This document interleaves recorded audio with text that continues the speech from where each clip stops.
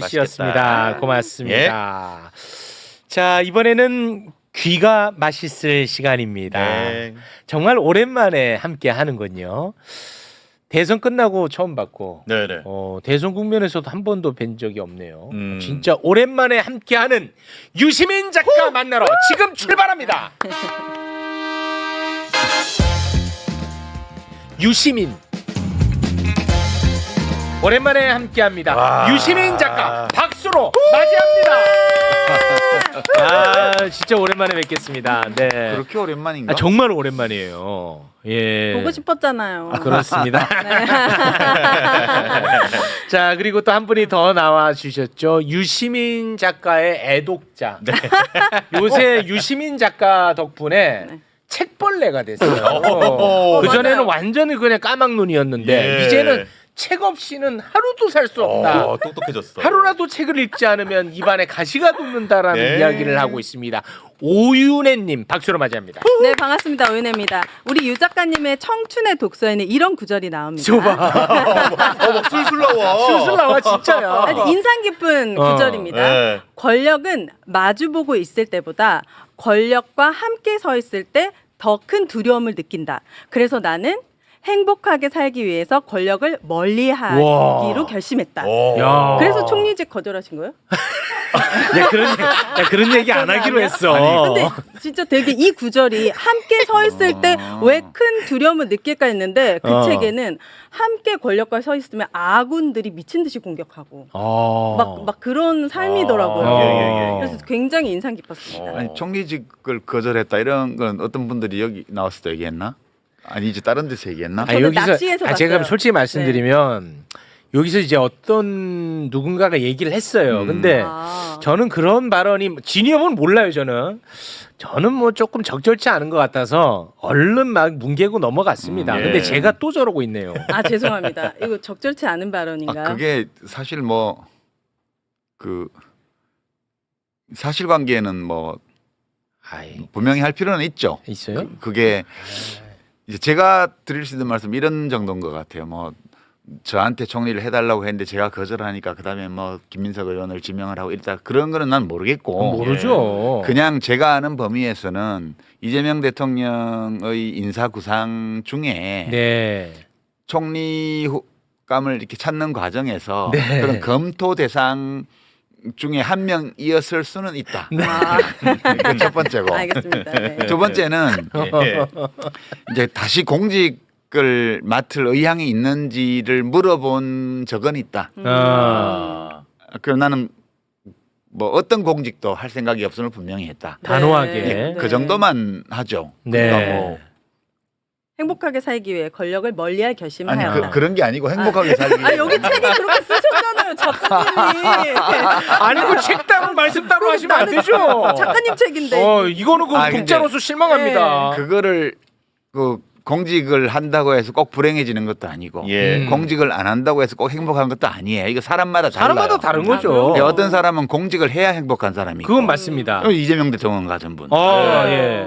요새 얼마나 행복해 보여. 아유 이럴 거면 좀 신났어. 진작시켜 주지 맞아요. 그랬어. 난 이런 생각이 많이 들더라고. 네. 맞아요. 그리고 이제 저 같은 스타일은 그런 공직 수행에서 그것이 이제 객관적으로 볼 때 보람 있고 훌륭한 일이라 하더라도 예. 개인적인 만족을 얻는 스타일은 아니니까 이게 나는 그렇다 그런 거지. 그렇지, 네. 그렇지. 혹시 일반론으로 아니, 오해해서 아니, 일반 놈. 유시민은 네. 그렇다. 유시민은 사람마다 그렇다는 네. 거야. 좀 별난 놈이라서 네. 유시민은 그렇다. 그런 네. 정도죠. 예. 네. 와 시작부터 아주 어려운 질문이 들어가가지고. 죄송합니다. 윤혜야, 네? 너무 고마워. 그렇지 않아도 요거 하나만 좀 여쭤보고 시작을 해볼까 합니다. 예. 유시민 작가님과 우리 매불쇼 그동안에 함께하면서 윤석열을 이겨내는데 큰 도움을 받았단 말이에요. 그럼요. 그래서 그냥 그럼요. 오로지 그냥 개인적으로도 너무 감사하고 개인적으로도 큰 위안이 됐거든요. 예. 근데 유시민 작가님이 정치평론 하지 않겠다. 그리고 그 민들레 칼럼을 또 쓰지 않는 것 같더라고요. 진짜요? 이게 또 어떻게 된 사연인지 제가 그게 좀 궁금해가지고요. 뭐 그럴 필요까지 있으신가 해서.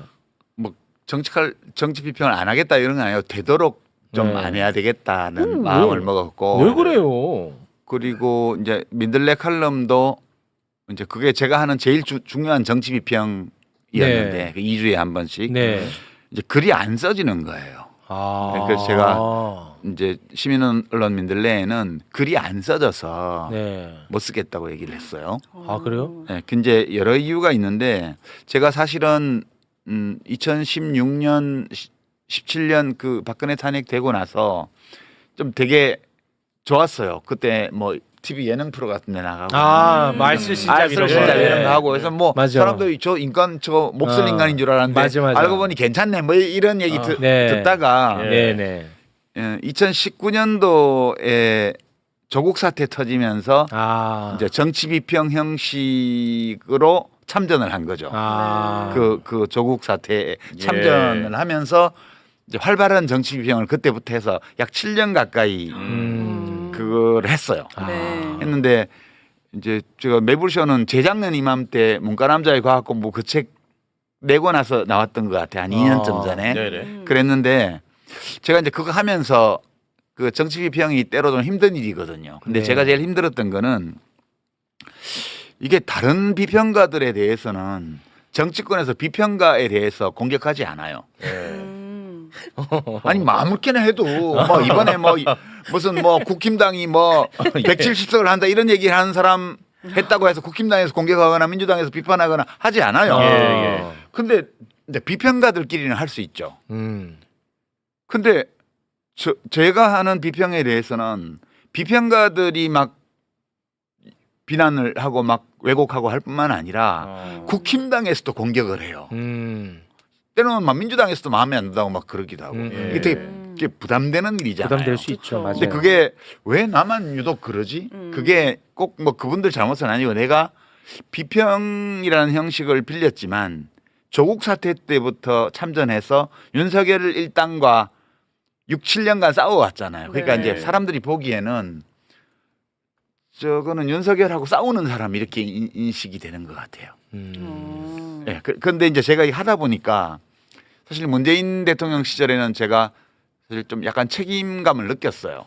문 대통령께 제가 일은 안 하지만 밖에서 힘넣어드리겠습니다. 이렇게 네. 말씀드린 적이 있어서 네. 그게 밖에서 좀 해야 된다는 어떤 의무감 같은 게 좀 있었죠. 네.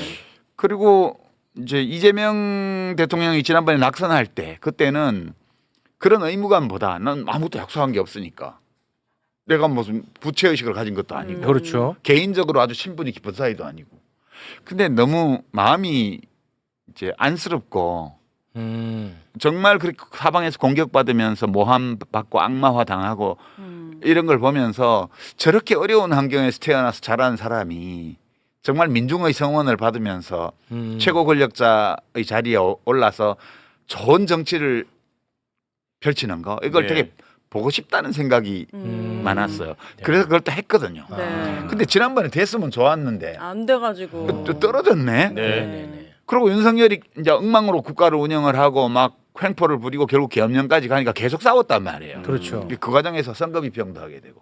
근데 때로는 내가 하는 비평이 민주당 쪽에 도움이 될 때도 있겠고 또 하다 보면 뭐 민주당 쪽에서 저건 안 했으면 좋았을 걸 이런 거를 할 수도 있죠. 네. 비평이란 게 늘 그러니까. 네. 네. 그러니까 이제 도움되는 거가 있을 때는 그냥 지나가고 좀 민주당 입장에서 볼 때 저거는 좀 다르게 했으면 좋았을 걸이라든가 이런 게 되면 공격해요? 공격을 하는 게 아니라 이제 비판. 뭐 우리하고 관계 없다고 한다든가 진짜요? 아니면 심지어는 그러지 말라라고 한다든가 이렇게 한단 말이에요. 예. 네네네. 아니 나는 비평하는 사람인데 민주당 당원도 아니고 정치하는 사람도 아니고 그냥 비평하는 사람인데 참 힘드시네. 그러니까 이제 그게 힘드셔. 수많은 사람들이 선거 결과를 총선 결과를 예측을 했고 나도 그 중에 하나였는데 맞아. 나가 공격을 받았어요. 이번에 또 이제 대선 국면에서 또 네. 그 김문수 씨 부인 설란영 씨 문제 때문에 어마어마하게 막판에 그랬잖아요. 그래서 제가 이거는 예. 이제 하면 안 되겠구나 더 이상 이게 근데 그런 모르겠습니다. 생각을 많이 하게 됐죠.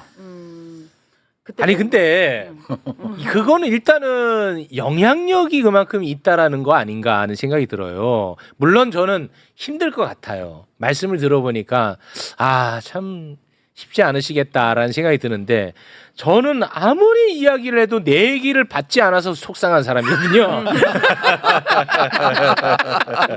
근데 이제 작가님은 이제 그만큼 영향력이 있다라는 이제 방증이죠. 그래서 이제 이재명 대통령은 대통령이 됐잖아요. 네. 그리고 잘 하실 거예요. 저는 네. 옛날부터 잘 하실 거라고 믿었으니까. 네. 그리고 제가 무슨 빚을 진 거라든가 이런 게 없어요. 네. 그냥 일방적으로 제가 이분이 대통령 되는 걸 보고 싶다. 그러면 되게 기쁠 것 같다. 일종의 인간 승리잖아요. 대단한. 네. 그런 거 보는 건 기분 좋은 일이잖아요. 네네네. 이제 그거를 잃었기 때문에 더 이걸 꼭 해야 된다는 어떤 책임 이런 것도 제가 굳이 가질 필요가 없는 관계이기도 하고. 네. 그래서 예, 그래서 이렇게 시끄러운데 때로는 나는 뭐 민주당원은 아니지만 그래도 내가 하는 활동이 그쪽에 좀 도움이 되기를 바라는 마음을 늘 가지고 해왔는데 그게 내 마음과 달리 안 그럴 때도 있잖아요. 뭐 그럴 수 있죠. 그러니까 그거는 부담이 너무 커졌어요. 이번에 이 일을 겪으면서. 아니 근데 그러니까 이제 안 써지는 거예요. 이게 아니 근데 요거 자기 하나는- 검열을 하게 돼요. 이렇게 쓰면 그러면 안 돼. 네. 안 써진다. 문장 하나를 쓸 때마다 네. 이것이 어떻게 악용될 위험? 이게 진짜. 아군한테 받는 상처가 더 깊고 커요. 아니 꼭 어쩌면. 아군한테 받는 것 때문이 그럴 것 아니라 같아요. 전체적으로 하여튼 이것이 그러니까 자기 검열을 너무 하게 되는 거예요. 그래서 글이 안 이거 써지시네. 진짜 유시민 상처 너무 크다. 그래서 맞아. 이렇게 자기 검열을 한 문장마다 한 단락마다 계속 검열을 하게 되면 네. 비평을 안 하는 게 맞겠다. 아, 아니 어떤 선택이든 저는 매우 존중하고 지지합니다. 저는. 그래서 예, 이제 저는. 매불쇼에 나올 일이 별로 없어져서 오늘 그래도 우리 시청자들한테 그 대선도 끝났고 하니까 한번 인사는 해야 되지 않을까. 네. 왜 못 나오는지 이야기 네. 좀 하고. 그럼 오늘 마지막이에요? 아니 안 그렇게 돼요. 내가 가만 안 있지. 그렇지. 근데 그 작가님. 근데 사실관계는 또 우리가 따져보는 게 중요하니까 작가님으로 인해서 이번 대선 국면에서 시끄러웠던 건 현상이었어요. 그건 맞아요. 근데 그게 예를 들어 표를 깎아먹는 행위가 됐느냐? 그 데이터가 있어요? 저는 그거랑은 전혀 별개라고 보는 입장이거든요. 그 데이터로는 입증이 안 되고. 없죠. 근데 이제 다만 비평하는 사람으로서 네. 자기 자신의 비평 행위에 대해서도 비평적으로 볼 필요는 있어요. 그건 네. 맞죠. 네. 그래서 일종의 자아 비판 같은 거를 한번 해보자면 네. 제가 이제 이 설란영 씨 관련 발언 중에 무엇이 문제가 돼서 이렇게 시끄러워졌을까 생각해봤어요. 이건 한번 정리를 해야 될 것 같아 당사자가. 그러면 당사자 말씀 듣기 전에 네. 제가 요거 잠깐 좀 말씀드릴게요. 저는 지난번 대선 국면에서 유시민 작가의 그 설란영 여사 관련한 발언 이것 때문에 개인적으로 혼자서 엄청 괴로웠던 사람이거든요. 뭐냐면 설란영 여사의 빙의를 해서 설란영 여사는 아마 이럴 것이다라는 이야기였어요. 네. 네네. 그런데 그거를 두고 언론에서 뭐 여혐이다, 무슨 뭐 엘리트주의다라고 엄청나게 때렸단 말이야. 네. 그리고 방송에 나오는 논객들도 그걸로 엄청나게 비판 많이 하더라고요. 네. 여야 할 것 없이 다 했습니다. 근데 저는 그걸 거의 대부분을 다 봤습니다. 이건 제 느낌이지만 그 해당 발언을 진짜 제대로 듣고 비평한다고 느껴본 적이 없어요. 처음에 만들어진 프레임대로 그 안에서 후적되더라고. 나는 그거를 다 듣고도 그 발언이 불편할 수 있다고는 생각합니다. 그건 뭐 각자의 몫이니까. 근데 제대로 듣고 보지도 않고 언론이 만든 프레임대로만 가는 거야. 그래서 내가 그게 너무 화가 나는 거야. 있는 그대로 다 듣고 나서 비평한 거는 가능해. 근데 내가 볼 땐 그 안 봤어. 그래서 내가 이걸 한번 하려고 했었는데 네. 괜히 또 하면 긁어부스럼이 될까봐 또 내가 못 하겠는 거야. 네. 그게 또 내가 비겁해 보이고 혼자서 굉장히 좀 힘들었던 기억이 있어서. 그러시구나. 네. 그럼 미안해요 힘들게 해가지고. 아니야. 진짜. 근데 공교롭게도 네. 그때 그 빙의에서 했던 발언이 그러니까 추정이지 어떻게 보면 그 발언을 증명해주는 증언들이 나왔었어요 또. 네. 그래서 그런 건 별로 중요하지 않아요. 저한테 중요해요. 예. 그래서 오늘 그것만 한번 좀 듣고 갔으면 그래, 좋겠어요. 준비를 예, 해놨어요? 그거 하나만 좀 듣고 그런 가겠습니다. 것도? 그래서 네, 그래서 준비했어요? 허락해 주신다면 네. 유시민 작가의 원 발언 보고 네. 그거를 증명해 주는 발언 이렇게 두 개 연결해서 네, 보겠습니다. 됐죠? 예. 네, 일단 그러면 유시민 작가의 그 문제가 됐던 그 발언부터 일단 한번 듣고 옵니다. 설란영 씨는 저는 이해할 수 있어요. 왜 저러는지. 그러니까 네. 유력한 정당의 대통령 후보 배우자가 다른 유력한 후보 배우자를 공개적으로 헐뜯는 이런 말을 하는 것은 저는 처음 봐요. 설란영 씨는 그때 구로 20단인가 있던 세진전자라는 그 전자부품회사 노동자 위원장이었어요. 그리고 이제 김문수 씨는 한일 도르코 지금 금속연맹 산하의 거기 노조위원장을 했죠. 그러니까 김문수 씨가 학출 노동자, 대학생 출신 노동자로서 찐 노동자하고 혼인한 거예요. 그러면 그 관계가 어떨지 짐작하실 수 있죠. 김문수 씨는 너무 훌륭한 사람이에요. 설란영 씨가 생각하기에는 나하고는 균형이 안 맞을 정도로 대단한 사람이에요. 원래부터. 그리고 그렇게 훌륭한 삶을 살았어요. 그 관계가 그렇게 돼 있는 거고 그런 남자와의 혼인을 통해서 내가 조금 더 고양되었고 그렇게 느낄 수 있겠죠. 자기 남편에 대해서 비판적으로 보기가 어려워요. 이런 조건에서는. 국회의원 사모님이 됐잖아. 그 남편을 더욱 우러러보겠죠. 경기도지사 사모님이 됐어요. 더더욱 우러러보겠죠. 대통령 후보까지 됐어요. 그러니까 자기 남편에 대해서 비판적 거리를 유지하는 게 되게 어려워요. 그래서 이제 원래 본인이 감당할 수 없는 자리에 온 거예요. 이 유력한 정당의 대통령 후보 배우자라는 자리가 이 설란영 씨의 인생에서는 거기 갈 수 없는 자리예요. 그래서 이 사람이 지금 이렇게 발이 공중에 떠 있어요. 영부인이 될 수도 있는 거예요. 그러니까 제정신이 아니다 그런 뜻이죠. 한마디로. 예. 자, 설란영 씨는 아마 이렇게 생각하고 있는 것 같다라는 발언이었습니다. 네. 자, 저는 이걸 보고 되게 이상하다, 문제가 된다라고 그때도 생각 안 했고 지금도 생각 안 하는데 네. 이걸 다 보고 야 이거는 문제가 있다 발언 이렇게 생각하는 사람도 저는 있을 수 있다고 보는 각자가 입장입니다. 생각이 다를 수 있으니까. 그렇습니다. 예. 근데 대신에 좀 보고 판단해라 하는 차원에서 요거를 이제 보여드린 거고 예. 이게 추정해서 말씀을 하신 건데 참 공교롭게도 과거에 설란영 여사와 함께 노동운동을 했던 분이 또 증언을 한 게 또 있어요. 마침 예. 그거 한번 또 듣고 오겠습니다. 그 설란영 씨하고 결혼했을 때 심각했어요. 그때 한참 서울대 나온 놈들이 운동권에서 주름 잡으면서 노동자 출신 여성들하고 결혼하는 게 유행처럼 발생했던 때였습니다. 그때 노동자 출신 설란영 씨를 결혼하면서 하루는 제가 대학서점이라는 곳에 봉천사회를 갔는데 설란영 씨가 제가 굉장히 친한 친구였는데 저를 본척만 척하고 동아일보를 펼치고 보는 거예요. 그래서 이상하다고 생각했는데 그걸 보고 나더니 책꽂이에 이제 먼지를 터는 거예요. 그래서 야, 너 뭐해? 나 왔는데. 그랬더니 나 할 일 많어. 동아일보 사설도 봐야 되고 한겨레 신문 사설도 봐야 되고 조선일보 사설도 봐야 되고 일본어까지 공부해야 된다. 이렇게 얘는 얘기를 듣고 깜짝 놀랐어요. 근데 김문수 씨는 그때 설랑영 씨가 갖다 준 밥을 서점에 쪽방 안쪽에서 밥을 먹고 있었어요. 그래서 제가 소리 질렀어요. 야! 노동자 출신하고 결혼했으면 있는 그 자체로 존중해야지. 이게 뭐 하는 짓이냐. 그러면서 존중할 수 없는 그런 태도에 대해서 질책하고 돌아섰습니다. 네. 유시민 작가가 빙의해서 추정한 것을 네. 어떻게 보면 약간 좀 뒷받침해주는 증언처럼 저는 느껴졌는데 자 제가 얘기하고 싶은 건 여기까지고 네. 이제 뭐 당사자니까요 유시민 작가님. 아니, 굳이 저런 거를 볼 필요 없어요. 저한테는 이 중요했어요. 문제는 저한테는 중요했어. 이제 조금 전에 제 말하는 영상이 나왔는데 우선 이제 한 두 가지 문제가 있어요. 하나는 작은 문제고 하나는 이제 좀 큰 문제일 수 있는 제 발언에 네. 첫 번째는 그 제정신이 아니다 그 표현이 있죠. 그건 좀 뭐 과할 수 있죠. 그거는 되게 이제 네. 비평하는 사람으로서 네. 좀 과한 표현이에요. 그런 네, 거는. 네. 그러니까 그런 표현 쓰면 안 되는 건데 저기 약간 그 다스베이다라는 데가 좀 캐주얼한 데여가지고 제가 그러니까 저 캐주얼한 분위기에서 나온 이 캐주얼한 발언이 어떻게 쓰일 수 있다는 생각이 안 한 거예요. 그러니까 그거는 비평하는 사람으로서 잘못이 있는 거죠. 자기 검열을 했어야 되는데 저때 좀 되게 해이한 자세로 했어요. 네네. 이제 그 이제 첫 번째 문제고 저거는 제가 이미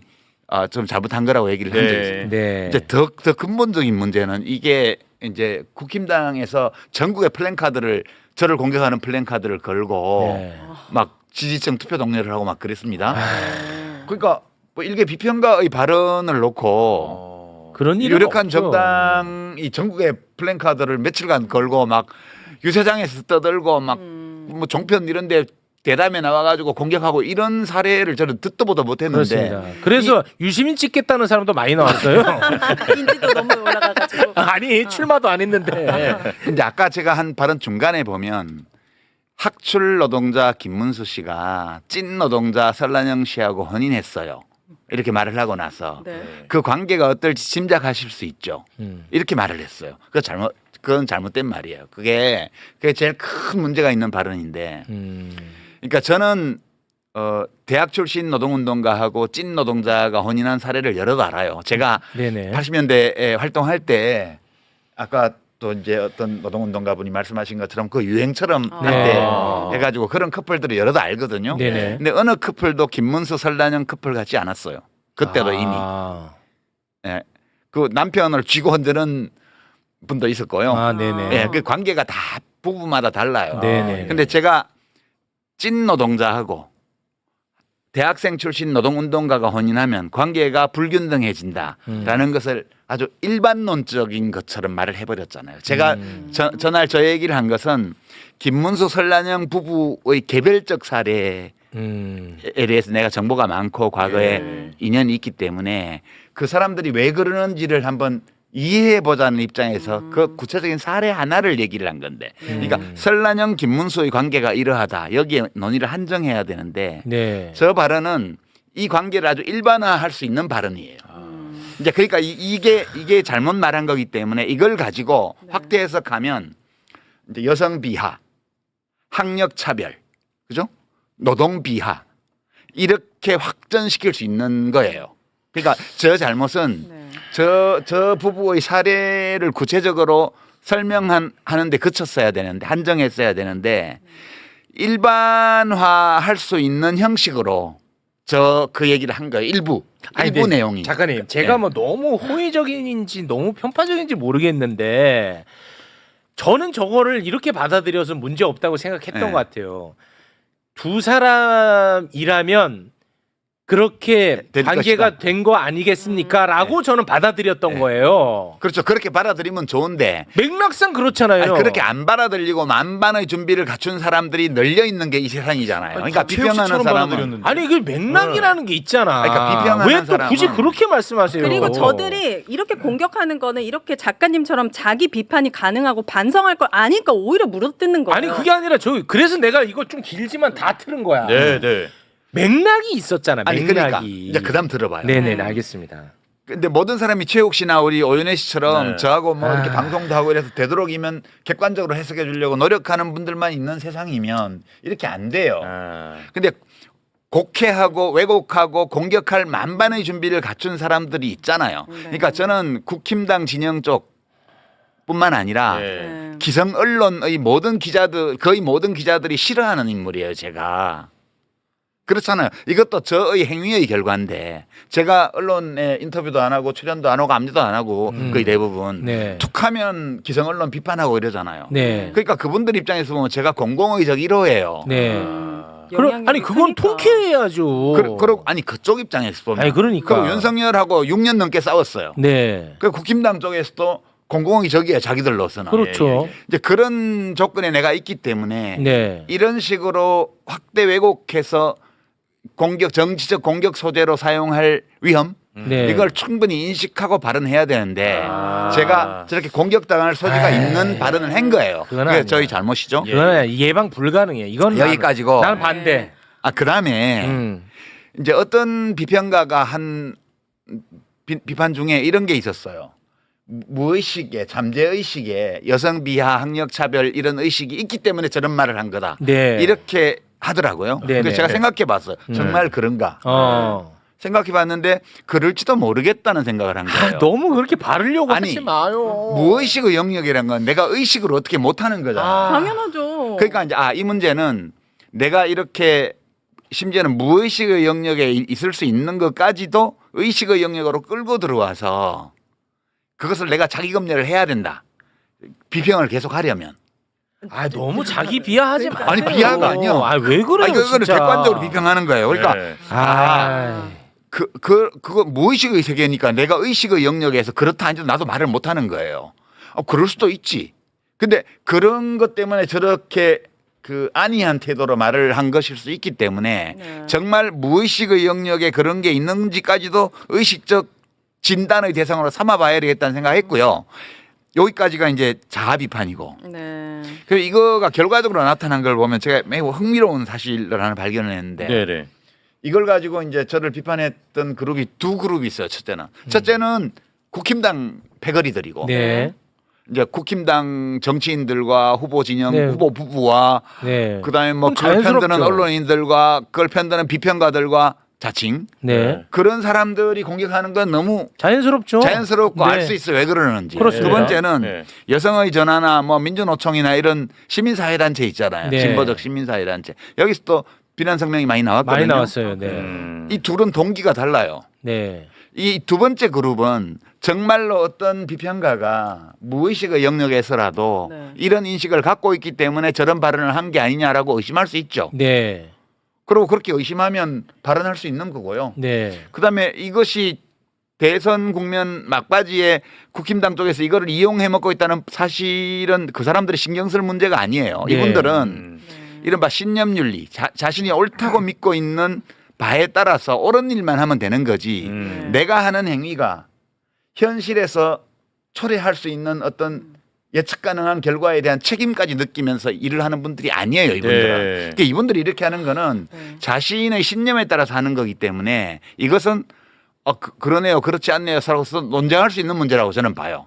근데 국힘당과 그 패거리들이 한 거는 저는 되게 좋게 봤어요. 왜요? 왜냐하면 이분들이 이토록 인권 감수성이 그래요?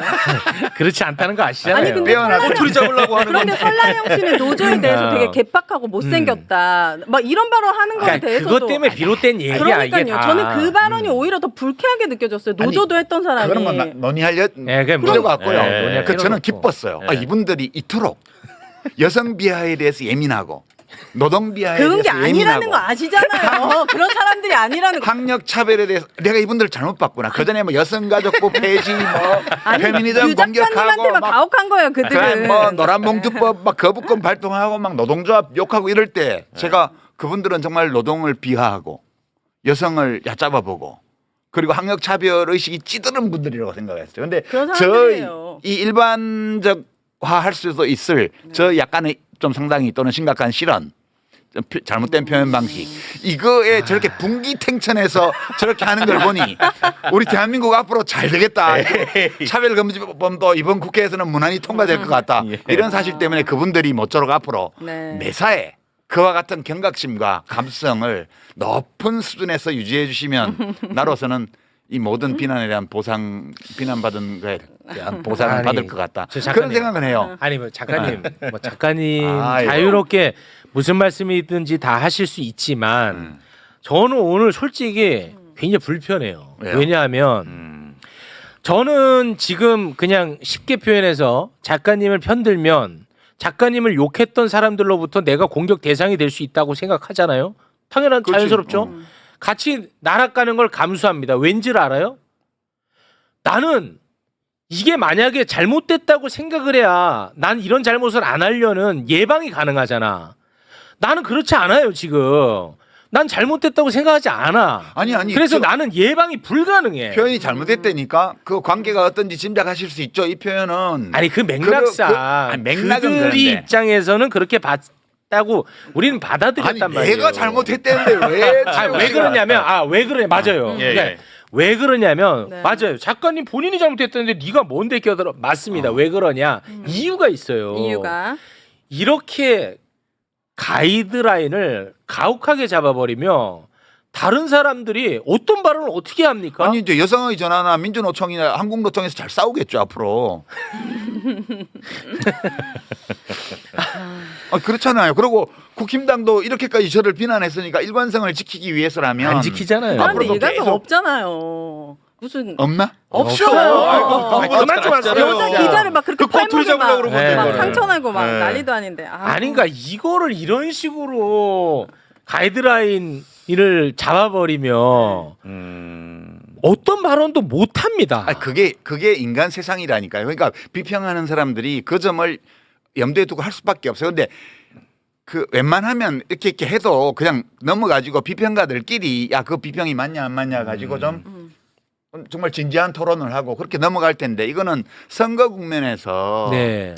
그냥 공격 수단으로 득표 네. 수단으로 이걸 사용을 했잖아요. 그렇죠. 그러니까 저로서는 좀 특이한 케이스라고 봐야죠. 네.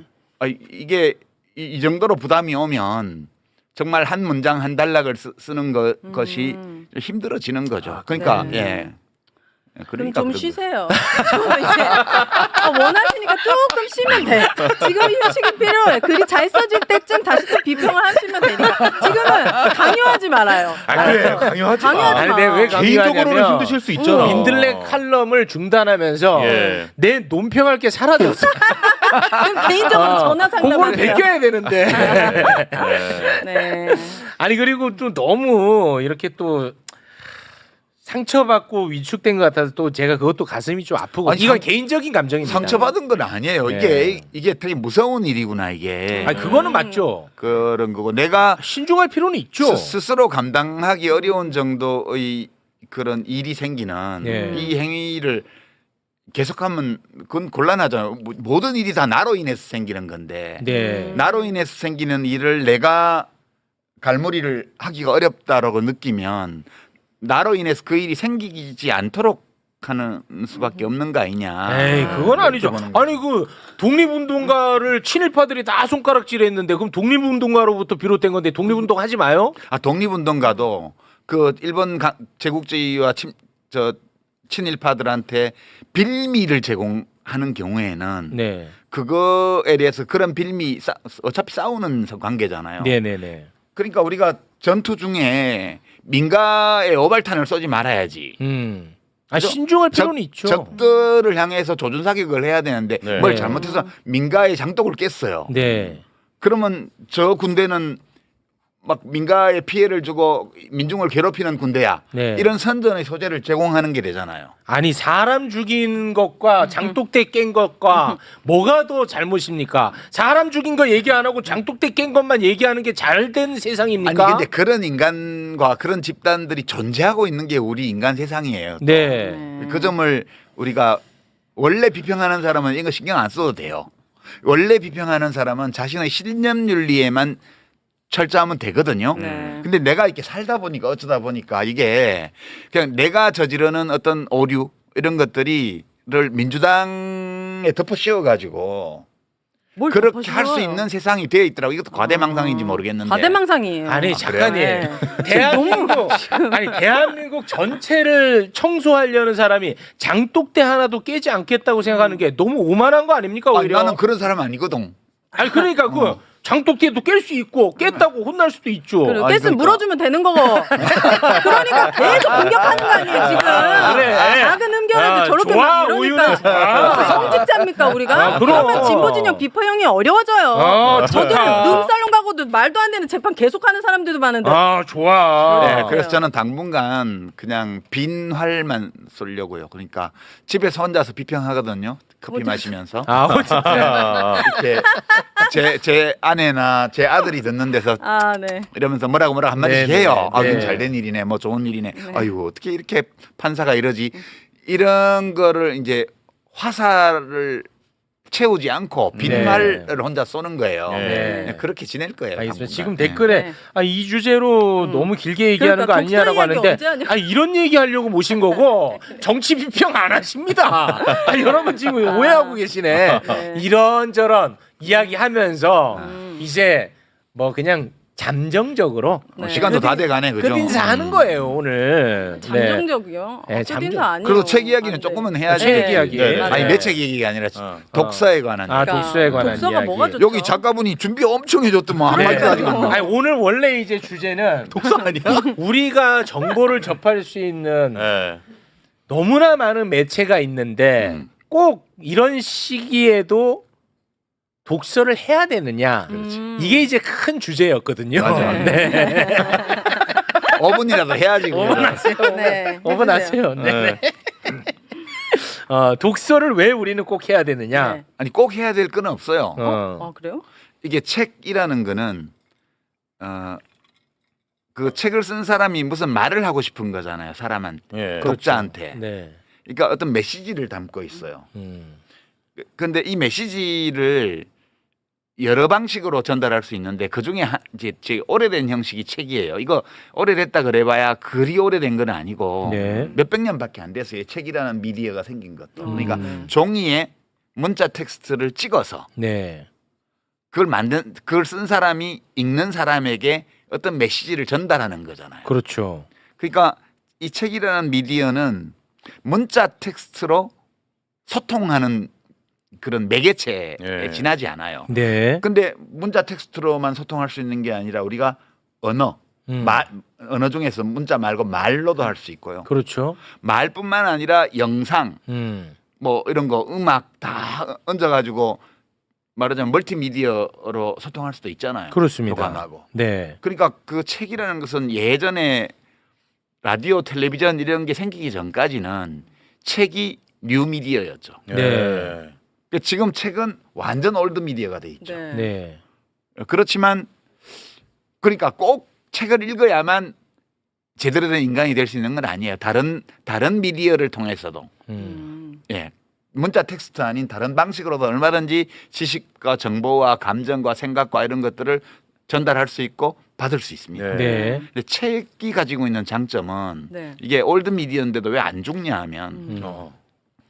오로지 문자 텍스트로만 전하기 때문에 네. 이 유튜브 보는 거와는 달리 여기는 다 보여주는 심지어는 댓글까지 보면서 볼 수 있어. 네. 네. 근데 이 책이라는 이 문자 텍스트로 이루어진 미디어는 그 책을 쓴 사람하고 그 책을 읽는 나하고 둘만 교감해요 여기서. 그리고 어떤 주제, 어떤 문제에 대해서 거의 할 수 있는 이야기를 전부 다 담아놨어요. 질문 하나, 어떤 책 한 권이 한 개의 질문을 다루는 책인 경우도 많아요. 네. 그러니까 굉장히 깊게 들어가면서 문자 텍스트에 불과하지만 영상을 머릿속에 조합할 수 있어요 우리가.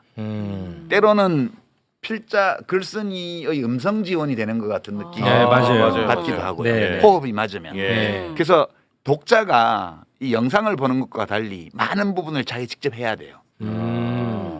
그러면서 똑같은 시간 동안 똑같은 정보를 받아도 문자 텍스트로 받는 이것이 이 두뇌 속에서 다른 활동들을 많이 하면서 이걸 봐야 맞아요. 되기 때문에 아. 영상으로 보는 것보다 더 깊게 남아요. 그럴 수 그래서 있겠네. 책이 되게 되게 좋아요. 어릴 때 이렇게 설명하면서 책 읽으라고 했으면 나도 읽었지. 무조건 읽으라고만. 근데 무조건 심지어 읽으라고 하는 사람도 안 읽어. 그래갖고 내가 안 읽었잖아. 저는 예. 어제 유시민 이렇게 작가님과 설명하니까 교감을 했거든요. 진짜 책을 읽으면서. 아. 그래서 유 작가님이 사마천 같은 작가가 됐으면 좋겠다. 어. 권력 앞에서도 비판적으로 신랄하게 역사 기록을 할 수 있는 이재명 정부 5년을 비판적이고 신랄하게 기록하는 사마천이 되라. 오윤혜 씨가 사마천을 인용하는 상황이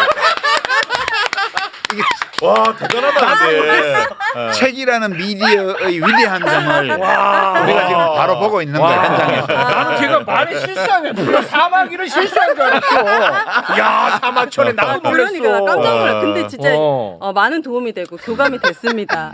근데 저도 윤석열 계엄이로 6개월 동안 두 가지 취미가 생겼거든요. 6개월 그 힘든 6개월 동안 네. 하나는 술이고 하나는 책이었어요. 아 좋아 술도 좋고 책도 좋아. 왜냐면 전 신앙이 없으니까 미래가 너무 암담하고 희망이 주님을 없는데 모시는 거지. 막 누군가는 종교가 있는데 어디에 기대야 돼 하면서 이제 책을 펴게 되고 야. 맹자를 보고 유시민을 보고 야 낭만이 최강훈을 보고 낭만이 있어. 이렇게 버텼죠. 저도 진지하게 좀 고민이 하나 있는데 요즘 시대가 책을 읽기 좀 어려운 시대잖아요. 피로하고 바쁘고.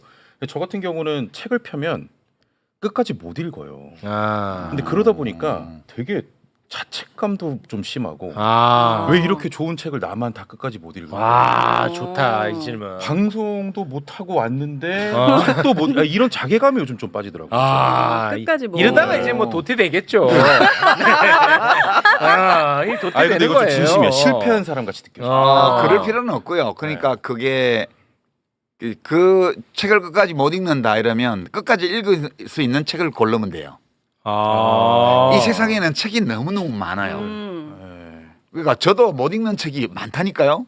도저히. 아, 유시민도 못 읽는 예, 책이 있어요? 소설책 중에도 안 안 읽어지는 아, 그래요? 소설이 있고요. 아, 그런 게 있어요? 철학책 중에도 저는 니체, 키에르케고르 뭐 이거 못 읽어요. 오, 그게 안 들어와요? 안 들어요. 이야, 이거는 큰 위로다. 이따가 뭔 소리 하는 거야? 뭐 이런 막 집어던져요. 야, 그렇게 있어. 요거 좀 위로 힐링이다. 똑같네. 힐링이야. 독자의 책임이 아니고 저자의 책임이거나 아, 저자의 책임이야. 아니면 독자와 저자가 서로 안 맞아. 사맞지 네. 않아요. 궁합이 안 궁합이 안 맞구나. 좋아. 궁합이 안 좋아. 왜냐면 훌륭한 객관적으로 볼 때 아주 좋은 남자고 객관적으로 볼 때 아주 괜찮은 여자인데 네. 둘이 이혼하는 경우 있잖아. 아, 맞아요. 아, 그렇지. 그 남자가 이상한 건 아니거든. 그렇지. 네. 궁합이 안 맞는 아, 거지. 궁합이 안 그 중에 하나가 이상할 수도 있지만 아. 둘 다 이상하지 않은데 그냥 궁합이 안 맞는 걸 수도 있어. 아, 좋다, 좋아. 그 책하고 독자도 저자하고 독자도 궁합이 맞는 저자 독자가 있어요.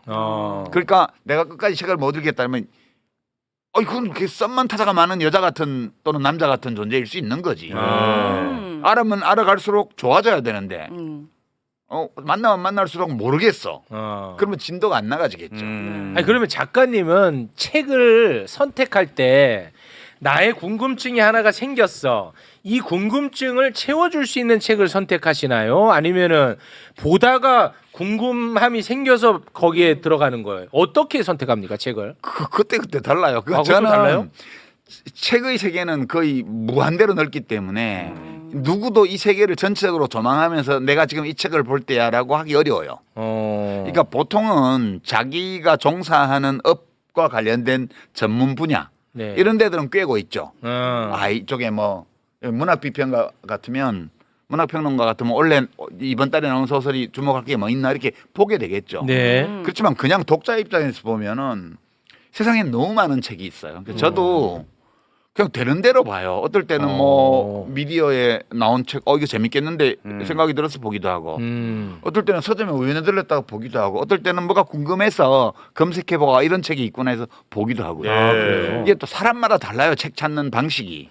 저는 그냥 어차피 책의 세계는 내가 다 모르니까. 네. 그 우리 인생은 짧으니까. 그리고 나는 막 어느 한 골짜기에 깊이 잠수해 들어가서 거기를 막 정밀 탐사하는 이런 스타일의 인생을 사는 사람은 아니고 그냥 나룻배에 들러가지고 바람 좋네, 풍경 좋네 이러면서 저기 괜찮은데? 붕어 있겠는데? 그러면 이제 낚싯대 들이고 이렇게 사는 사람이어서 그래요? 책 고르는 것도 대충 그렇게 골라요. 그런 거는 괜찮아요. 저는 분명히 이 책을 다 읽었는데 한 달 뒤에 보면 너무 새로워. 영화도 마찬가지거든요. 영화 그렇습니다. 그러니까 이 책이 그냥 어떤 무의식 쪽에 자리 잡고 있는 거야? 아니면 다 기억을 해내야 하는 거예요? 다 기억 못해요 어차피. 진짜 아예 나는 새롭더라고. 책을 다시 볼 때마다. 그러니까 책을 한 거는 한번 일독을 하면 그중에 극히 일부만 머릿속에 저장이 되죠. 나머지는 어떤 분들은 무의식의 영역으로 간다고 그러고 어떤 분들은 그냥 망각하는 거라고 그러는데 제 느낌에는 어떤 부분 상당한 양은 그냥 망각하는 거고요. 네. 우리 뇌에서 모든 정보를 저장할 수 없기 때문에 그냥 시간 지나면서 많은 부분 없애버리는 거예요. 네. 또 일부만 남게 돼요. 그것도 괜찮아요. 그러고 이제 자기가 그 책을 보면 내 이 책 읽었는데 하고 기억을 잠시 떠올려 보면 몇 가지 기억이 나겠죠. 네. 근데 그건 다 사라지고 몇 개만 우리가 이해할 수 없는 어떤 메커니즘을 통해서 내 머리에 남은 거예요. 그 다시 책을 펼쳐보잖아. 이 책이 이런 책이었어. 너무 새로워. 그런 면도 있고요. 또는 내가 독서하는 능력이 더 자랐기 때문에 처음에 읽었을 때는 안 보이던 게 그렇구나. 그럴 수 있어. 이게 보이는 거예요. 근데 북한산, 설악산 올라간다. 그러면 체력이 약한 사람은 정말 땅바닥만 보고 막 맞아. 스멀떡거리면서 사탕 먹으면서 올라가잖아요. 네. 아무것도 안 보여요. 네. 자기 발 앞에 말고는. 네. 근데 체력이 엄청 산을 자주 다녀가지고 이제 체력이 엄청 좋아졌잖아요. 그러면 쉽게 올라가면서 여유롭게 옆 골짜기도 보고 꽃도 옆 보고 봉우리도 나무도 보고 보고. 하늘도 보고 구름도 보고 지나가는 사람도 보고 어디 주막집도 보고 이렇게 되는 거거든요. 맞아. 보이는 게 달랐던 야, 이 거죠. 성장한 그럼요. 만큼 달리 보여. 그렇죠. 우리 오윤혜 씨도 네. 10년 전에 나를 그냥 쓰레기 보듯이 하더라고. 아 그때는 그때, 쓰레기였잖아요.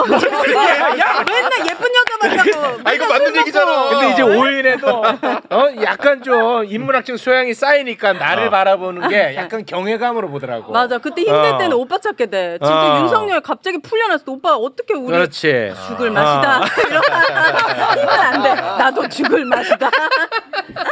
약간 그러면 우리 작가님은 이 독서하는 그 행위 있잖아요. 그 느낌 행위 이 자체를 또 사랑하시죠? 그렇죠. 그 이제 자체를. 그 왜 그러냐면 제가 사실 이번 주 금요일에 그 라이브 방송이 하나 있는데 네. 노무현 재단하고 그 인문사회 교양서적 출판하는 출판인들하고 콜라보 해가지고 사람 사는 세상 책문화제라는 걸 금토일 사흘간 해요. 노무현 시민센터에서. 네. 근데 이제 뭐 강연 뭐 같이 하는 토론 북토크 뭐 이런 거 있는데 그 중에 하나가 네. 알레오 북스를 거기다 하나 붙여가지고 라이브를 해요. 네. 공개 방송으로. 네네네. 근데 제가 이제 책 읽는 거 관련해서 최근에 경험이 다시 만날 세계라고 해가지고 네. 그 이번 탄핵 계엄 극복 과정에서 그 시위에 참여했던 네. 주로 젊은 여성분들 필자들 한 10분 정도가 짧은 글들을 써서 모은 책이 있었어요. 그거를 네. 알리오 북스에서 한 2, 3주 전에 다뤘거든요. 네.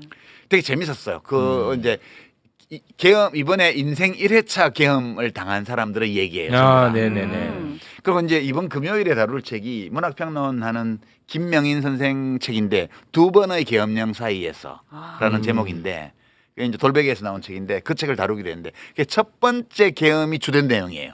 이분의 인생 1회차 계엄. 1979년 80년. 그 계엄 때 이분이 당했던 일들에 대해서 이제 회성록이라 그래서 성찰적으로 그때 일들을 돌아보는. 그러니까 저희는 같은 공간에서 활동했던 사람이니까 재미있게 읽었죠. 제가 그 두 책을 보면서 책이라는 게 진짜 대단하구나. 그러니까 이 다시 만날 세계라는 이번에 인생 1회차 계엄을 맞았던 그런 여성 시민들이 네네. 쓴 책을 우리 같은 우리 연배에서 보면 네. 되게 새로워요. 이 사람도 이랬구나. 왜냐면 우리는 일단 우리 2회차들은 일단 도망가고 보는데 얼마나 무서운지 일단 무서워서 어. 뭐 국회 부의장 이하경 의원 같은 경우에 그 뉴스 보자마자 강아지 안고 굶어 죽을까봐 집에 다시는 못 돌아올 수 있으니까 강아지 안고 정처도 안 정하고 핸드폰 끄고 막 걸어가는 도중에 그 사모님 전화기로 민주당 원내에서 연락이 와갖고 빨리 국회로 오라고. 그 이분은 국회에는 당연히 봉쇄됐을 거라고 생각을 하고 국회 가면 죽는다고 생각한 거지. 이게 인생 경험. 2회차, 3회차 네. 계엄을 겪은 사람들이 반응이에요. 그러니까 이제 지금 이번에 인생 1회차 계엄을 맛본 분들은 지금 이번 계엄이 인생 2회차이거나 3회차, 4회차였던 사람들이 과거의 계엄 상황 때 어떤 일을 겪었는지를 보면 되게 신기할 거예요. 이 두 번의 계엄령 사이에서라는 이 책은 이번 계엄이 실제적으로 인생 2회차 계엄인 어떤 문학평론가의 그 자기가 겪었던 첫 번째 인생 1회차 계엄에 관한 얘기예요. 근데 이거를 지금 젊은 2030들이 이걸 본다면 조금 그 이 세대를 하게 될 거예요. 왜 응원봉 시위를 보면서 집회를 보면서 저 아재들이 막 감격의 눈물을 흘리고 이게 도대체 왜 저러지? 그렇게 놀라운 약간 일이 홍사훈 기자 같은 분 뭐 계속 울더라고 막 그분은. 울잖아. 네. 그게 너무너무 달라요. 그러니까 우리 세대는 우리가 경험했던 1회차 계엄 당시의 상황과 이번 2회차 계엄이 너무 다른 거예요. 네. 이건 완전 신세계예요. 지금 2회차 계엄에서 겪은 거는. 그러니까 이 세대가 서로 다른 세대가 각자의 경험이 다르기 때문에 상대방을 잘 이해하지 못하고 있다가 네. 이 책에서 자신이 겪은 경험에 대한 이야기를 깊이 있게 하잖아요. 네. 그러니까 이걸 읽어보면 간접 경험이 되는 거죠. 그러니까 내가 겪은 경험과 40년 전, 50년 전에 겪었던 경험 네. 그 세대를 이해하는 징검다리가 돼줄 수 있어요. 이제 그런 경험들이 이 책은 되게 궁합이 잘 맞는 짝이야. 두 권이. 다시 만날 세계라는 이 책과 두 번의 계엄령 사이에서라는 이 책은 서로 궁합이 잘 맞는 책이에요. 네. 그러니까 이런 경험, 이게 소통이라는 게 결국은 그냥 한두 마디 말로는 다 전할 수 없는 이 계엄에 대한 그 어떤 경험 네. 이런 것들이 간접 경험으로 서로 공유되는 거죠. 그래서 제가 이 김명인 선생의 책에 대해서 부제를 붙인다면 네. 라고 하고 이제 우리 제작진한테 이런 부제 생각해 보라고 그랬어요. 다시 만날 뻔했던 세계. 되게 너무 끔찍해요. 그러네요. 네. 근데 확실히 우리 작가님은 책 얘기할 때가 제일 행복해 보이네. 그러니까 마치 반짝반짝. 내가 여자 얘기할 때 그 표정이. 아 진짜 손짓, 그치, 눈빛, 그치. 반짝반짝 표정 이 하시잖아요. 모든 게 진짜 내가 여자 얘기할 때랑 너무 흡사해서 나 혼자서 막 키득거렸어. 맞아. 너무 좋아하시네. 그랬어요? 예. 그럼 너무 나와서 좋아하시네 책 진짜. 얘기라도 자주 해주세요. 비평 안 하셔도 되니까. 좋잖아요 네. 이렇게 인문학적인 그치. 이야기. 아니 책을 한 권을 읽어도 근데 재밌게 하고 막 행복하게 읽어야 되는데 요즘은 너 한 달에 몇 권 읽어. 독서량에 너무 집착하니까 에이 그런 거는. 거기 아니면 내가 무식한 사람이 되는 것 같더라고요. 요즘은. 아니 너는 무식하고. 그거는 맞고. 그건 맞아. 그건 그렇다고 맞아. 무슨 네. 몇 건으로 이렇게 접근해 오는 무식하면 애들도. 어때요? 뭐 사회에 피해 주는 거 아니 없잖아요. 근데 실제로 요즘 어. 독서량에 집착하는 친구들 많아요. 아유 그런 건 의미 없고. 아, 네. 그러니까 그러니까 독서량에 집착하는 거는 제 생각에 물론 책을 많이 읽으면 좋긴 해요. 마치 하루 세 끼 맛있는 걸 계속 먹으면 좋은 것처럼. 예, 예. 근데 하루 세 끼 계속 맛있는 걸 먹는다는 걸 자랑하는 건 되게 촌스러운 일이라고. 그게 아니고 내가 밥을 한 끼 먹더라도 여러 가지 생각을 해서 내가 먹고 싶은 걸 찾아서 먹고 싶은 방식으로 네. 함께 먹고 싶은 사람하고 먹는 거. 이런 게 되게 우리 인생에서 기쁨이잖아요. 네. 책도 똑같아요. 책도 많이 읽으면 좋긴 하지만 네. 많이 읽는 것이 선은 아니죠. 그렇죠. 그러니까 한 권을 읽더라도 정말 맛있게 맛있게 읽어야지. 이 책을 내용을 내가 이해했다를 넘어서서 책을 읽는 행위를 둘러싼 여러 일들이 있어요. 그런 것들을 함께 생각하면서 느끼면서 이렇게 책을 읽으면 네. 읽고 나서 다 잊어버려도 돼요. 어차피 잊어버리는 건데 예. 그 잊어버린 것 같지만 언젠가는 또 그 일부는 살아 돌아와서 내게 돼 있다는 걸 알게 돼요. 좋습니다. 유 작가님이 낚시 채널에서 이런 말씀하셨어요. 내가 먹는 음식이 내 몸이 되고 어. 내가 읽는 책이 내 생각이 된다고. 그럼 뭐 나는 라면이냐? 그 말도 안 되는 음식 얘기를 하나를 해. 먹더라도 내 몸이 되기 때문에 야, 진짜 내가 맛있고 라면을 좋은 얼마나 거. 먹었는데 내가 라면이야? 그래서 라면인 거예요. 지금 배 봐봐. 라면으로 가득 찼잖아요. 배를 보라 그래. 아 되게 본인을 아낀다는 느낌이 들더라고요. 나를 그래? 소중하게 생각하면 그러지 않아요? 좋은 거 먹고 좋은 책 읽고 네. 좋은 사람 들어가는 만나고. 게 좋아야 나오는 것도 좋죠. 네. 근데 저는 아무튼 저도 이제 그 낚시 채널 이제 가끔 보는데 맞아. 저는 작가님한테 가장 부러운 게 하나가 있어요. 뭐냐면 하나밖에 없어요? 아니 그러니까 진짜 가장 부러운 거. 네, 하나. 본인이 좋아하는 거를 너무 잘 알더라고. 아 좋아하는 것을. 내가 좋아하는 거를 아주 너무 잘 알고 있는 분 같아서 그래서 내가 그거를 보는 거야. 왜냐면 그러니까 그게 나한테 힐링이 되더라고 간접적으로. 잘 봤나요? 예, 근데 너무 좋아하는 그 게 영상 보여. 보면 그냥 영상을 보지 말고 틀어만 놓고 어떨 때는 가만히 있으면 밤에 그 새 소리 있잖아요. 우리가 밤 낚시할 때도 많이 찍기 때문에 네. 밤새 소리가 있어요. 밤새 소리. 밤새 소리. 많이 듣고 있으면 정말 한 10가지, 15가지의 악기를 연주하는 오케스트라처럼 들릴 때가 있어요. 네. 새 소리들이 어울려가지고. 예. 근데 가끔 좋은 소리들이 잡힐 때가 있어요. 그러니까 보지 말고 그냥 틀어만 놓고 네. 조회수 올리려고 하는 거 아니에요? 아니. 왜냐면 내가 낚시를 하다가 이렇게 탁, 그 밤이니까 아무것도 안 보이니까 갑자기 귀를 이렇게 탁 열고 새 소리들을 몇 종류의 새 소리가 들리냐 이렇게 듣고 있으면 이상하게 그 새 소리들 사이에 리듬이나 이런 조화가 생긴 것처럼 그렇게 들리기도 해요. 그리고 되게 그런 즐거움도 함께 있고 그래요. 예, 그 낚시하시고 그리고 맛있는 음식, 음식 먹고. 술 드시고 얘기 나누고 이럴 그리고, 때 그리고 거기서도 또 자기 또 책 읽은 얘기도 하고 사람 만난 얘기도 하고 막 그러시더라고. 네. 그 너무 행복해 보이는 거야. 그 최욱 씨는 취향이 없어요? 좋아하는 게 분명하지 않아요? 저는 방송하고 네. 칭찬받을 때가 제일 행복하거든요. 저는. 방송인이네. 예. 저는 그게 근데 그게 길지가 않아. 왜냐면 얘네들이 오늘 잠깐 칭찬했다가 바로 욕하거든. 5분마다 바뀌니까 그게 방송의 아, 특성이지 돌아버리겠어요 뭐. 제가. 책은 그것보다는 좀 오래 가더라.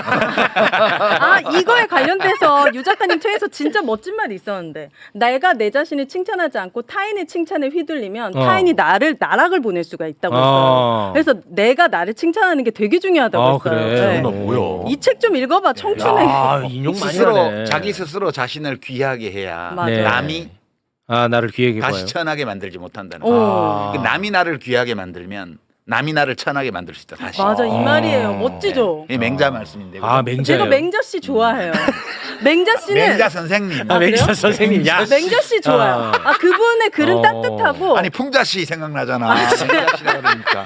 아니, 진짜 맹자님의 인생 수업을 읽었거든요, 네. 작가님. 되게 따뜻하고 이분이 측은지심이 있는 보수주의자라고 하셨거든요, 유 오. 작가님이. 근데 확실히 읽으면 되게 따뜻해. 아 사람이. 따뜻해. 위로받아. 야 오윤혜. 네. 왜 이렇게 똑똑해져? 야 오윤혜 좋은데. 다 개몽된 겁니다, 윤석열로 인해서. 네. 윤석열 효과죠. 네. 왜냐하면 책을 한 권밖에 읽은 책이 알려져 있지 않은 권력자가 내란을 저질러서 지금 저렇게 됐잖아요. 아. 그러니까 우리는 그 반대로 가야 되지. 많은 책을 읽은 시민이 돼야 되겠다. 아 맞아. 그 말 네. 알겠습니다. 아 진짜 이게 무식하다는 게 저는 위험하다는 건 진짜 윤석열 중에서 나는 솔직히 뭐 무식한 걸로만 뭐라고 하는 것에 대해서는 좀 불편함이 있었던 사람이에요. 와 근데 무식함이 정말 위험한 거구나 하는 그럼요. 거를 윤석열을 통해서 많이 깨달았습니다. 그냥 무식한 게 아니고요. 내가 매불쇼에서 몇 번 얘기했잖아. 학습 능력이 없다. 아, 학습 능력이 그때 없는 거. 최욱 씨가 정리를 해서 무식하다는 것은 현재의 상태를 말하는 거고 학습 능력이 없다는 것은 미래에도 그 상태라는 것을 알려주는 거죠. 그렇게 정리를 했어요. 그때. 그걸 제가 한 거예요? 예. 오. 또 칭찬 좋아한다 또. 휘둘리지 말라고. 아 요거는 이틀은 가겠는데. 아 좋은데. 그래서 내가 최욱 씨가 그냥 그 유력한 방송인 그 저널리스트로 인정받는 건 아니다라고 얘기를 했죠. 아이고 맞습니다. 제 이야기를 또 우리 유시민 작가가 인용을 하니까 더 있어 보이네요. 그러니까. 얘네가 제 거를 가끔 갖다가 인용하는데 네. 쓰레기로 만들어요. 아 진짜. 그러니까. 네, 누가 인용하는지도 중요합니다. 네, 그렇습니다. 네, 고맙습니다. 오늘 저는 개인적으로 정치 이야기 할 때보다 더 좋았던 것 맞아. 같아요. 저는. 더 위로가 되고. 네, 너무 좋았는데 가끔 뭐 이 정도 이야기는 하실 수 있지 않겠습니까? 이건 별로 뭐 할 그리고 제가 솔직히 오늘 작가님한테 정말 매우 개인적으로 궁금한 질문을 많이 준비해 왔어요. 그래요? 예. 해봐요. 아니 근데 가야 될 시간. 아니 근데 오늘 앞에 작가님하고 이야기를 하면서 엄청 많이 해소됐어요. 그래요? 예. 그렇구나. 체육 해소 방송이야 뭐야? 아니 네. 그러니까 내가 지금 정말 고민하고 있고 힘들어했던 것들을 진짜 오늘 질문을 많이 해왔는데 야 유시민도 저렇게 고민하면서 사는구나. 다 그런 식으로 조금씩 사람인데. 맞춰가면서 사는 거구나. 맞아요. 하는 거를 내가 너무 많이 배우고 네. 죄송하지만 또 위로도 많이 받았어요. 유시민 귀한 줄 알아야 돼요. 그럼 아니 모르는 사람 없어. 체육 귀한 줄 알아야 아니, 되고. 모르는 사람 맞아. 없어. 최영진 귀한 줄 알아야 돼. 네. 야 유시민도 본인 삶 안에서 저렇게 고민 많이 하고 네. 상처받고. 상처받고 네. 평소에는 고민 안 하는 사람으로 보였어요? 아니 그러니까 뭐냐면 자기의 해답을 자기가 탁탁 갖고 있다고 생각했죠. 맞아. 예, 그래서 이제 저도 오늘 정말 많이 준비해 왔어요. 되게 구체적인 질문들을. 근데 뭐 유시민도 저렇게 얼마나 깊이 있게 고민하다가 내놓은 답이겠어 오늘. 맞아요. 예. 그게 느껴집니다. 그게 느껴져가지고 네. 저한테 해답이 됐습니다. 네. 그 하여튼 책 읽는 거는 중요해요. 특히 비평하는 분들이요. 꼭 제가 이제 조언을 하나 드리면 우리 재작년 6월에 여기 처음 나와가지고 내가 첫회 둘째 3회 가면서 네. 그 프란스 두바리 쓴 침팬지 폴리틱스 네네네. 얘기를 했잖아요. 난리 났었죠. 그러니까 그게 그냥 나와서 윤석열을 비판하는 거하고 저런 스타일의 저런 행위를 하는 사람을 왜 권력자로 뽑았으면 그렇게 필연적이든 우연이든 그런 스타일의 권력자가 권력의 정점에 올라갔을 때 그에게 앞으로 무슨 일이 닥칠 것인가 그리고 그런 일이 닥치는 이유가 뭔가를 학술적으로 상당히 설명을 했잖아요. 맞습니다. 네, 네. 그러니까 그 책 한 권을 읽고 한국 정치 특히 윤석열 시대의 한국 정치를 보는 거하고 그런 이론적인 기초 없이 그냥 인상 비평으로 자기 기분 따라 비평하는 거하고 아주 달라요. 정말 그러니까 다르죠. 제가 이제 오늘 나온 김에 예. 이제 많은 비평가 젊은 비평가들이 지금 활동하고 있습니다. 종편에 워낙 프로그램도 많고 하기 때문에 뭐 공중파도 일부 그런 거 하는 거 네. 있고 제가 아쉬움을 늘 느끼는 건데 그냥 언론에 이미 보도된 거 남이 한 말 이런 것도 필요하면 인용하고 다 써야 되지만 자기가 본인이 공부를 해야 돼요. 맞아요. 그러니까 공부를 안 하니까 거의 매일 나와서 비평하는데 한 2시간씩 아무 타격감이 없잖아. 맞아. 와 진짜 맞아. 그러니까 내가 나가서 비평을 하는데 어떤 타격감도 없다는 거. 누구도 내 말을 귀 기울여 듣지 않다는 거. 아무 반향이 없다는 거는 내가 하는 말이 내가 하는 비평이 별로 쓸데없다는 뜻이에요. 쌀로 그렇지. 밥 짓는 얘기. 그래서 좀 발전하기 바랍니다. 아, 그러니까 맞아, 맞습니다. 공부를 하고 진짜 맞아. 예, 뭐 하나라도 이 공론장에서 어떤 우리가 지금 다루고 있는 문제의 표면과 이면 이 모든 것들을 조명해 보는데 네. 참고가 될 만한 뭐 하나라도 내가 가지고 간다. 아 진짜 이 맞아. 생각을 하면서 비평들을 좀 해줬으면 네. 시청자로서 맨날 종종 보는데 너무 맞는 말씀. 러닝머신 위에서 타면서도 보고 뭐 그거 저 장애인 자막 방송 해놓고 이제 소리 안 나게 해서 다 맞아요. 보잖아. 근데 너무 깝깝한 거예요. 대한민국 네. 공론장의 앞날이 캄캄하다 정말 이런 수준이면. 예. 그래도 저는 예. 좀 희망을 보는 게 저는 유시민 작가랑 뭐 내가 개인적 인연이 있어 뭐 내가 아무것도 없습니다. 근데 제가 유시민 작가를 좋아하는 것은 그동안에 내가 못 봤던 것들을 얘기해주고 그리고 내가 정리 안 한 거를 말씀해주고 그래서 내가 좋아하는 거거든. 네. 굉장히 유시민만 할 수 있는 부분이니까. 근데 그거를 방송을 보시는 분들 그리고 대한민국 시민들도 그걸 안다는 거야. 당연하죠. 그 유시민이 나오면 내가 뭐 조회수 또 조회수지. 조회수가 말을 하지. 아니, 그러니까 내가 그 얘기를 하자는 게 아니고 예. 그만큼 또 사람들이 많이 본다는 거는 나랑 같은 생각을 갖고 있다는 아, 거죠. 당연하죠. 그렇지. 그건 그 당연하죠. 희망이 있는 거죠. 음. 별 얘기 아닌 거 아무짝에 쓸모없는 이야기는 들으려고 하지 않더라 시민들. 그걸 안다 판단을 한다. 그러니까요. 그 희망의 포인트죠. 예. 맞아요. 그러니까 그거에 부응을 해줘야죠. 젊은 비평가들. 그러니까 이제 나오셔야겠죠. 작가님이 해주시면 됩니다. 아니 나는 이제 젊은이들에게 자꾸 기회가 가야죠. 아직 기회를 더 받을 잘하게. 준비 안 된 예, 것 같고. 알겠습니다. 아, 그 얘기 하려고 빌드업을 했구나. 길었네. 빌드업이 길었어. 아니, 자주 나오셔야죠. 아, 그래도. 매끄럽지 못해가지고 눈치챘어. 네. 큰일 났네. 너무 늦어갖고 어떡하죠? 네, 이제 가야지 빨리 예, 가야지. 죄송합니다. 네. 자, 오늘은 여기서 마무리 짓고요. 뭐 정치 비평 꼭 아니더라도 뭐 이런 얘기 네, 인문학 코너 아, 없으면 개설해 주세요. 가끔 좀 저희와 함께 예. 해주시면 좋을 것 같다는 생각이 듭니다. 유시민 작가님 그리고 오윤혜 씨 두 분 대단히 고맙습니다. 감사합니다. 자 오늘 좋았죠. 너무 좋았어요, 네, 진짜. 오늘 너무 좋았습니다. 방송 아직 안 끝났습니다. 네, 안 끝났습니다. 네, 오늘 좋았습니다. 유시민 작가님하고 이런 얘기하는 것도 네, 진짜 너무 좋아요 진짜. 너무 좋아. 네, 너무 좋아. 이 맛이야. 네. 네, 오늘 아주 너무 좋았습니다. 네. 좋으신 분들 네. 구독 좋아요 많이 눌러주시고 전액 사회에 기부되는 슈퍼챗 많이 쏘아주시기 바라겠습니다. 네. 자 그러면 저희는 오늘 여기서 마무리 짓고요. 내일도 진짜 생방으로 다시 진짜 생방. 인사드리겠습니다.